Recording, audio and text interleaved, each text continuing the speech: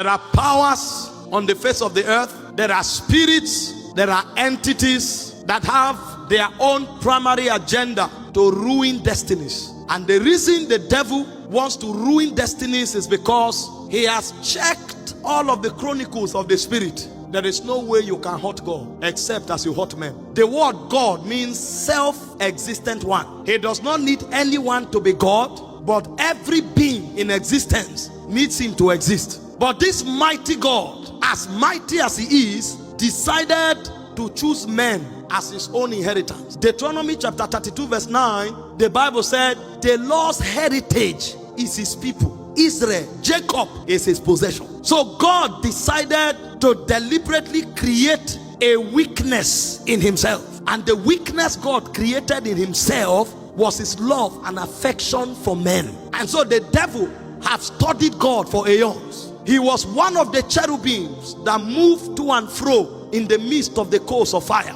And so what that goes to mean is that he has capacity to stand before glory. You know, not every angel has the power to vibrate in the presence. It takes a lot of powers committed to you by God for you to be able to stand in the presence. Not every being in heaven can stand in the presence. When you go to the throne room, the creatures that are in close proximity with God are called elders. They are not elders because of time. There's no time there.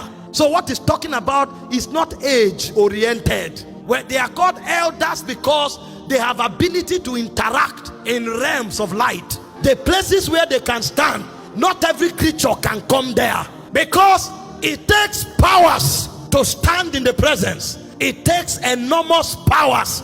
So the creatures that stand in the presence, God bestows powers on them. And so apart from the elders, there are also those who are called the four beasts, or the four living creatures. So these beings are beings of mysteries. When you look upon them, the Bible said they had four faces: the face of a lion, the face of an eagle, the face of an ox, and the face of a man.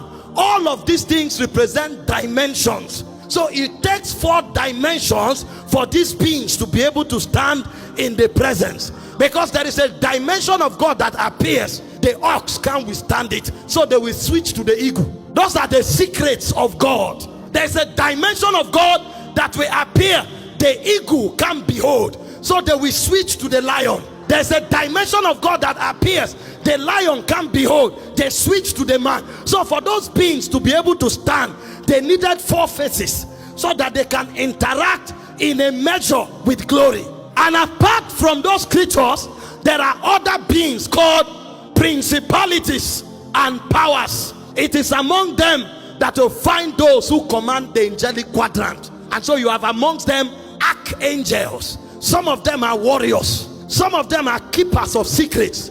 And one of those archangels is called Gabriel. And when Gabriel appeared to Zacharias, he made a statement that almost confounded my theology. When Zacharias doubted him, Gabriel did not consult God. Gabriel passed a judgment. And the reason Gabriel had authority to pass judgment is that I am Gabriel that standeth in the presence of God. So it takes powers, it takes authority to stand in the presence of God. And so one of the princes that had the privilege of standing in the presence of God decided to rebel. And when he rebelled, he came down with 1/3 of the angels. Those are the beings that are battling with you and I.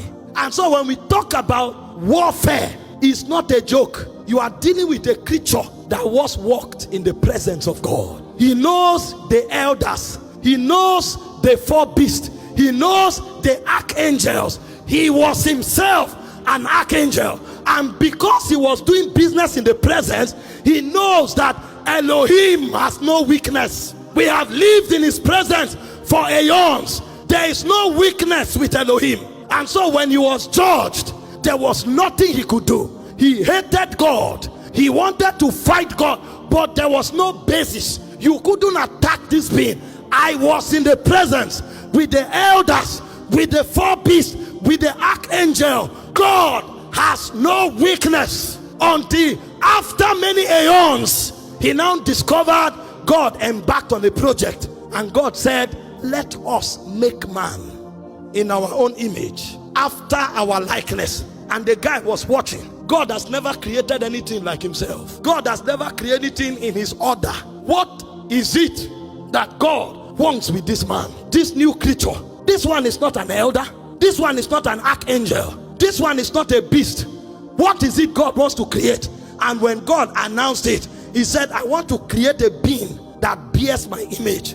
He said, God has decided to create something that can carry us into God. Before now, when we checked him, there was no weakness. If he wants to create something like him, then if we get that thing, we will get God. And true to his word, when he attacked man, the heart of God was broken. Because for the first time, the angels discovered that even God could have weakness. And the weakness of God was his love for man. And so when the man fell, God was pierced to the heart. God was frustrated. For the first time, the angels saw the weakness of God. In fact, the first time God cried was because of a man. He said Jesus wept. So God too can cry because of his affection for man, because of his love for man. The devil discovered this is God's weakness. If I deal with man, I deal with God. Those of you who are parents today, you know there are many people who cannot hurt you. They look for your children because they know that if they touch your children, they touch you. Because this one is not just something God created. This one is God himself extended. Because when God created man, the Bible said when he molded the dust, he breathed into the man. So what God called man is actually God in dust. God decided to put himself inside the vessel. So when you touch man, you touch God. When you hurt man, you hurt God. The devil discovered it. And so all of the arsenals of the devil was not against God. It was not against angels. It was against men. You are the one who thinks you are not important. And to prove that man was that important to God, when man fell, from that day, God began to create a way of saving man. God himself left the throne and came into the garden. God killed an animal. Suddenly, God that only knows how to be worshipped, God became a worker. God came into the garden. God killed an animal and carried the cloth of the animal and covered the man because he didn't want to kill the man. The Bible said, thou, O Lord, out of a purer eyes, your eyes cannot behold iniquity. If he sees the man in sin, he will kill him. And because he didn't want to kill him, he carried blood and covered him, so that when he looked upon the blood, the innocence of the animal will atone the heart of God. The animal that was killed was innocent, so he needed to look at the blood of that innocent animal, because he can't kill the man. He loves the man. The man have become his weakness. And the devil said, now that I know, I will plunder you, God. Now that I know, I will break your heart, God. Now that I know, I will deal with you. And so when Jesus came, he told us the manifesto of the devil. In John chapter 10 verse 10, he said, the devil cometh not but for to kill, to steal, and to destroy.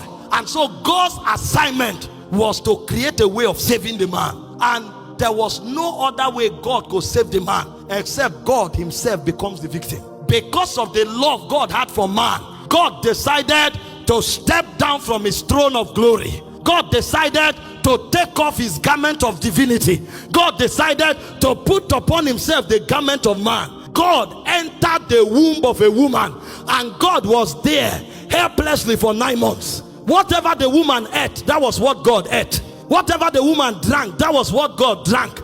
God stayed in the womb for 9 months. When God was born, Herod wanted to kill God. God was helpless. They had to carry God and run to Egypt to hide God, because God needed to become a man in order to save man. So God took a risk by removing his godhood and put upon himself manhood. So he suffered what men suffered. He was endangered by what men were endangered by. And the more the devil saw it, the more the devil was surprised. Can you love this man this much? I'm not talking politics. Our politicians will tell you they love us. It's a joke. The moment they enter the office, you can't even see them anymore. They're only driving jeeps and looting money. That's not what we are talking about. Why politicians use us to get to power? God left power to help us. That's what I'm talking about. God became vulnerable in order to save man. And the devil couldn't comprehend it. The devil now thought that I can deal with man. So now that God has become man, let me kill God so there's no God anymore. But he didn't know there was a superior wisdom at work.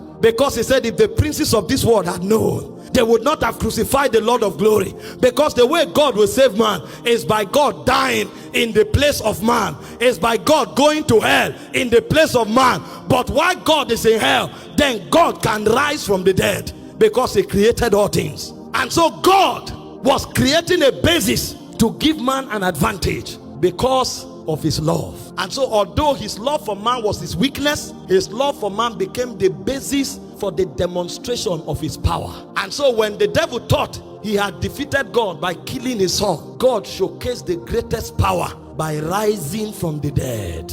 And when God rose from the dead, the Bible said he became the first begotten of the dead, so that the new man that will be created, even death can no longer hurt him. So that the new man that will be created, the devil can no longer hurt him. So the basis behind covenant transaction is to come to that point where the devil can no longer hurt you, and in not hurting you, he's no longer hurting God.